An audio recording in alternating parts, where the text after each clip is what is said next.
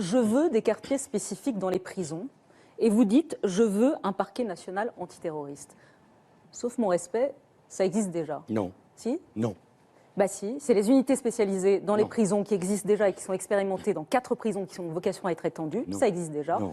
Et le parquet de Paris, le parquet antiterroriste de Paris, qui a vocation à centraliser et à mobiliser tous les parquets locaux. La question n'est pas la centralité qui existe. La question c'est est-ce qu'on doit avoir un parquet national spécialisé pour les affaires terroristes ou pas? La réponse pour moi c'est oui.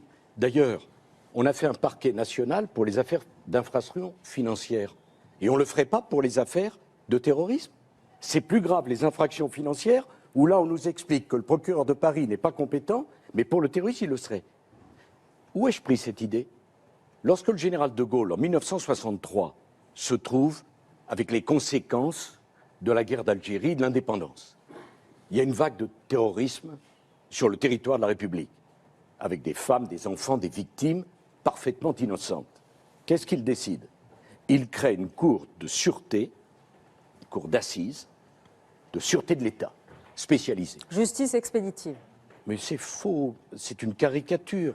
C'est trop sérieux pour s'en tenir à une expression comme ça. Vous n'allez pas accuser le général de Gaulle d'avoir été un dictateur. Non, c'est pas ce que je dis. Lorsqu'il y a cet individu de 19 ans qui commet l'impensable sur le territoire de la République d'aller égorger un prêtre de 84 ans, il passe dans les mains d'un juge d'instruction à qui je ne fais aucun procès naturellement, mais qui ne connaît pas le terrorisme.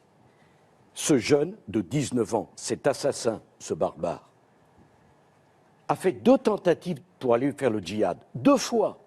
2 fois, il a été refoulé. Le juge d'instruction, qui n'est pas un spécialiste, et je n'en fais pas le procès, traite donc ce barbare et cet assassin comme un délinquant ordinaire.